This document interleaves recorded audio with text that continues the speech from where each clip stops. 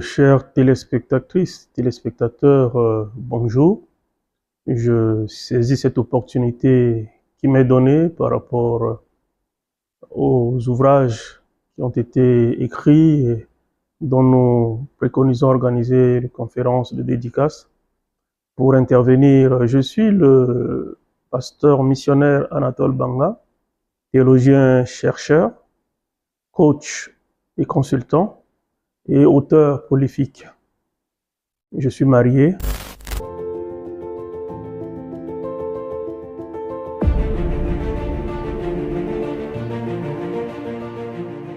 Cette passion est née, je crois, par la lecture de plusieurs ouvrages. Quand j'étais encore au lycée, j'avais une professeure qui vraiment m'a séduite. Et à force de beaucoup lire, je me suis convaincu qu'il fallait aussi écrire. Et vous serez étonné que lorsque j'ai écrit mon premier livre, je n'avais reçu aucune formation. C'est dans la suite, quand j'étais parti pour une formation leadership à Singapour, ayant suivi un enseignement parce que l'un des modules concernait la communication. Et cette passion a grandi en moi. Et quand je suis retourné au pays, à Bangui, j'ai commencé à suivre plusieurs formations qui n'ont fait que renforcer cette passion dans mon cœur.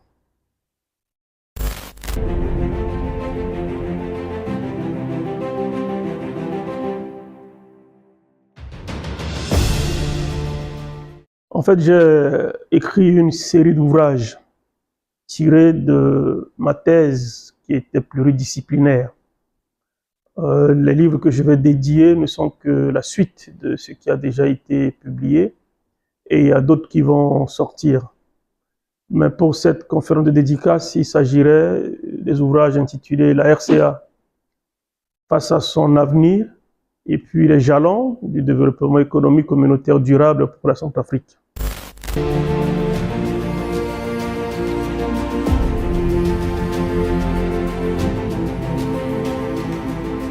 La République centrafricaine face à son avenir retrace l'historicité de la nation et propose aussi qu'est-ce qu'il faut faire, parce que c'est pas moi qui le dis, mais plusieurs auteurs sont convenus pour reconnaître que pendant la période coloniale, la Centrafrique, qui n'était pas un État ni une nation, mais plutôt appartenait aux sociétés concessionnaires, était la région qui avait souffert le plus, et cela a été démontré dans ce livre. Donc il faudrait que les Centrafricains connaissent leur histoire, d'où nous venons, pourquoi nous sommes ce que nous sommes, et cela nous aidera à vraiment concevoir l'avenir avec un esprit patriotique et d'unité. Le second ouvrage, c'est une proposition d'une nouvelle stratégie par rapport au développement, parce que les nations indépendantes, à l'époque, on leur avait proposé l'économie du marché, pensant que l'économie de rente allait faire entrer des devises pour le développement du pays. Mais nous voyons ce que l'Afrique est aujourd'hui à cause de ce mauvais choix. Et donc le développement économique communautaire, c'est une stratégie, même si elle n'est pas trop connue en Afrique, mais qui a fait ses preuves dans d'autres pays et sur d'autres continents. Et nous l'avons expérimenté, on pourrait dire, dans le cadre conceptuel de nos recherches, nous l'avons expérimenté en Centrafrique. Et donc, nous encourageons les Centrafricains à adopter cette stratégie, pas seulement les Centrafricains, mais l'Afrique, parce que plusieurs experts l'ont souhaité, que c'est la seule issue qui pourrait aider l'Afrique à émerger réellement.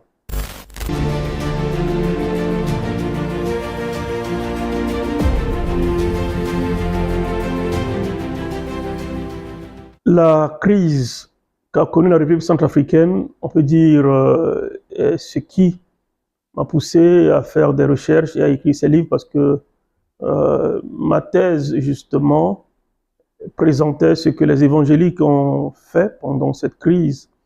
Et c'est l'occasion de dire que j'étais parmi les acteurs apportant ma modeste contribution, parce que parmi les évangéliques, c'est moi qui coordonne le comité de crise, étant aussi le vice-président de l'Alliance des évangéliques en Centrafrique à l'époque.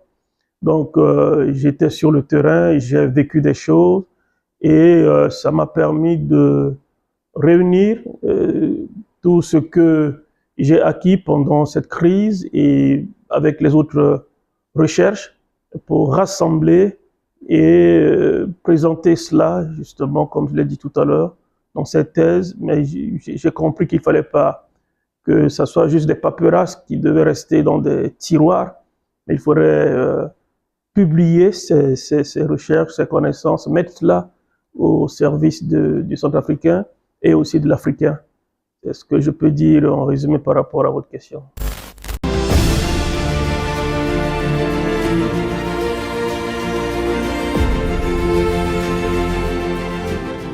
L'histoire de la chasse a toujours été racontée par le chasseur. Et nos histoires, les narratifs ne viennent pas de nous, mais des gens qui nous ont dominés, qui nous ont colonisés. Et je crois qu'il est temps pour l'Africain de faire des recherches et d'apporter un autre narratif. Et donc, en lisant ces ouvrages, surtout la République centrafricaine face à son avenir, le public découvrira beaucoup de choses peut-être inconnues, beaucoup de choses méconnues, beaucoup de choses cachées, et qui pourront permettre aux uns et aux autres de prendre conscience. Et comme je l'ai dit pour le second ouvrage, c'est vraiment de présenter une stratégie qui a été proposée par les experts. Je prends en l'occurrence Maurice Milo, qui est un expert des Nations Unies, et en 1962, on lui avait demandé de faire des études pour proposer quelle stratégie les nations africaines indépendantes devaient choisir. Et dans ses conclusions, ce qu'il avait proposé, c'était que l'Afrique devait opter pour le développement économique communautaire. Malheureusement, malgré que les études lui avaient été demandées, et quand il a présenté le résultat, ça n'a pas été retenu. Et je l'avais tout à l'heure dit, l'Afrique avait opté, est-ce qu'on avait forcé, je ne sais pas, pour l'économie du marché, et nous connaissons les conséquences. En 1990, un autre expert africain, du nom de Alpha Ayande, est revenu sur la même conclusion pour dire que l'Afrique n'a pas d'autre option que de suivre la stratégie du développement économique communautaire si elle veut vraiment se développer. Et je me rappelle aussi que René Dumont, plutôt en 1962, avait déjà écrit son livre « L'Afrique noire est mal partie », même si ça n'avait pas plu aux colonisateurs, mais nous voyons que c'était comme une prophétie. Et si l'Afrique est à la traîne et que nous sommes en train de vivre ce que nous vivons, c'est parce que des gens éclairés avaient proposé une bonne méthode, une bonne approche qui n'a pas été suivie. Et je reviens justement pour insister qu'il est temps que nous prenions conscience que nous changeons de stratégie si nous voulons réellement ne pas finir dans cette victimisation qui ne voit pas le bout du tunnel.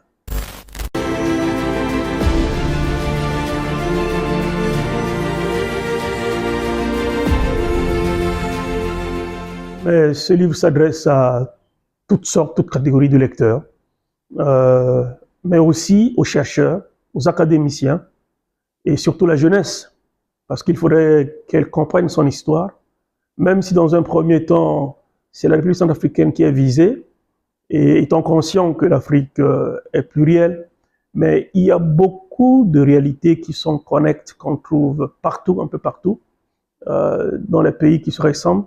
Et je prends la Centrafrique seulement comme un modèle, comme un point de départ pour aider le public africain à vraiment revoir son histoire, à posséder son histoire, à avoir un autre narratif, comme je l'ai dit, et à voir ce qu'il y a lieu de faire pour faire sortir l'Afrique de cet embourbement.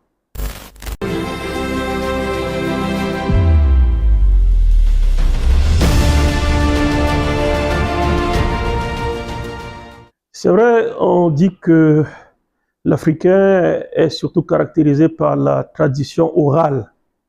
Mais il a aussi dit quelque part que si vous voulez cacher quelque chose à un homme, mettez-le dans un livre. Nous devons dépasser ces clichés. L'Africain doit s'informer, l'Africain doit lire.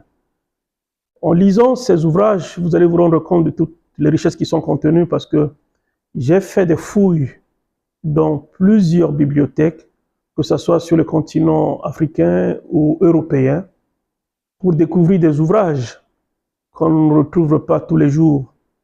Et tout ceci, c'est pour contribuer, pour ma part, même si c'est modeste, à ce que l'Afrique doit savoir, ce que l'Afrique doit connaître. Donc, je ne vais pas demander aux Africains ou au public de réinventer les roues.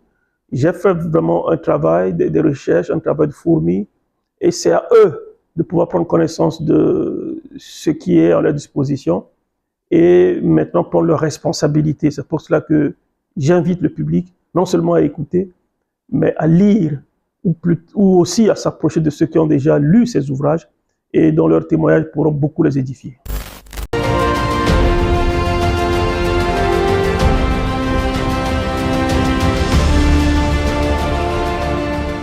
Les ouvrages vont apporter énormément aux lecteurs et à la société.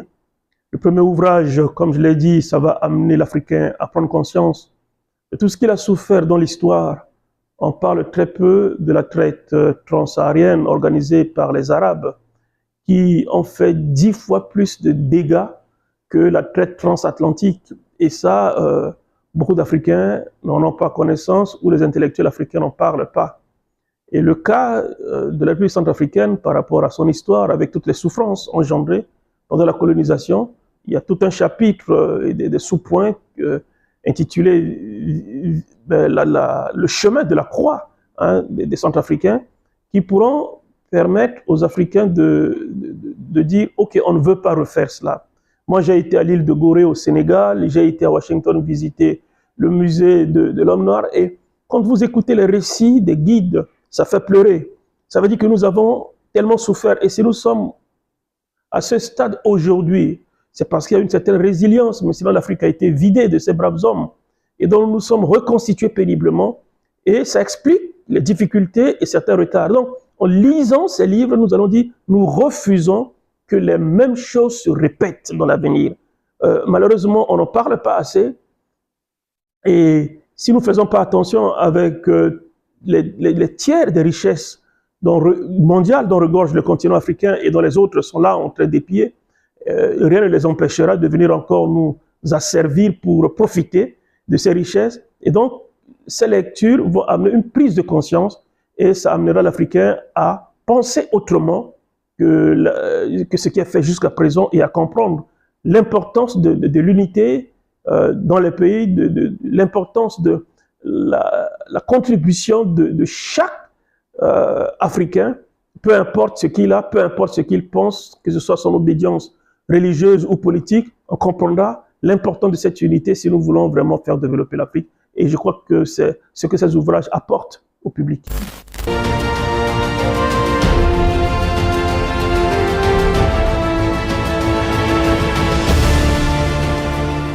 De dédicace est déjà pour faire découvrir les ouvrages.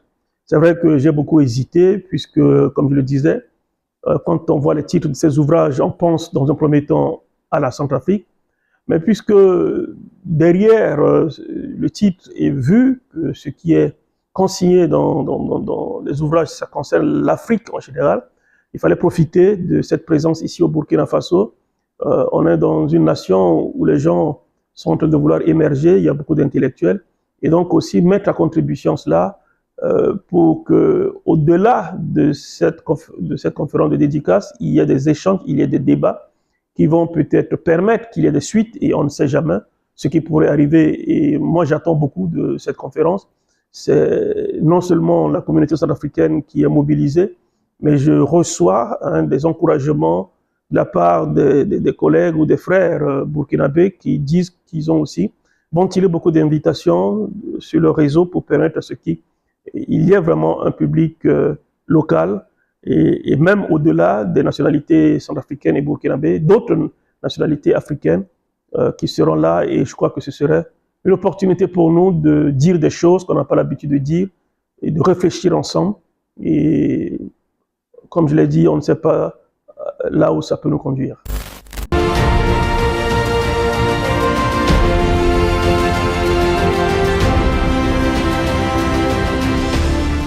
J'attends beaucoup de cette rencontre. Je sais que ça sera une foule bigarrée certainement.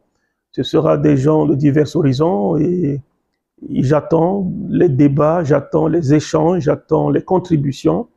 Il y a même déjà eu certains contacts avant cette conférence et des personnes qui sont venues me voir pour soulever des problèmes qui n'ont pas été des préoccupations dans mes ouvrages, ça veut dire qu'il y aura vraiment des échanges animés.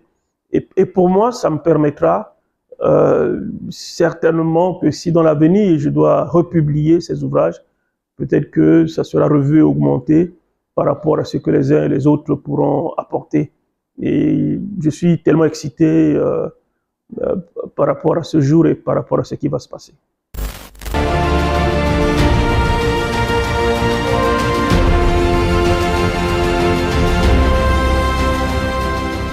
Eh bien, les participants découvriront plusieurs choses.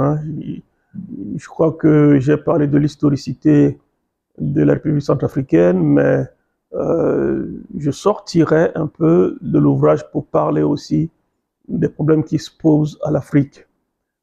Par exemple, nous nous plaignons tous du fait que la conférence de Berlin, qui s'était tenue de novembre 1984 à février 1985, aucun Africain n'a été invité lorsqu'on délimitait le continent africain.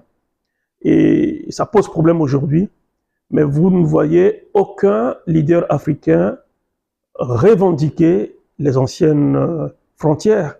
Mais tout le monde plutôt parle de l'intangibilité des frontières. Alors, d'une voix, nous sommes en train de condamner quelque chose que nous acceptons et nous ne faisons rien pour essayer de résoudre.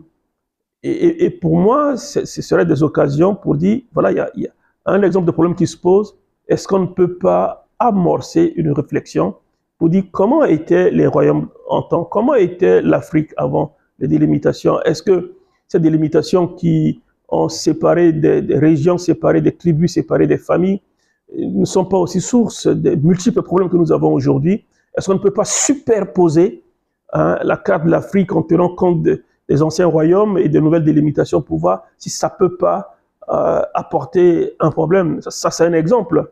Et donc c'est pour susciter une vision nouvelle à l'Africain qui doit commencer par réfléchir autrement parce que nous avons été formatés.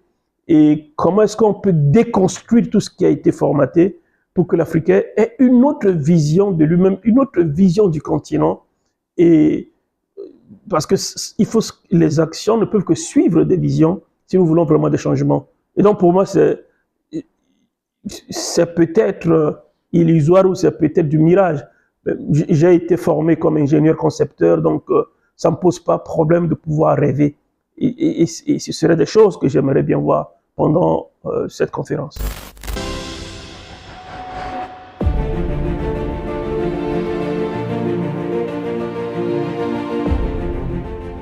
La dédicace aura lieu le dimanche 15 février à 15 h à l'ENAREF, cet institut de formation.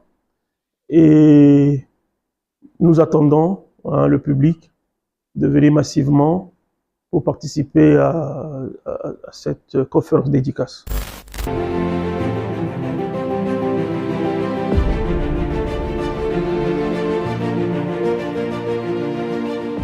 Eh bien, j'ai des copies de livres avec moi. Et je pourrais laisser mon contact si les gens veulent s'en procurer. J'ai envoyé un certain nombre de copies à Bangui, les deux ouvrages. On peut aussi trouver ces livres, que ce soit numériques ou en broché, sur Amazon. Et donc, le public a plusieurs choix pour s'en procurer.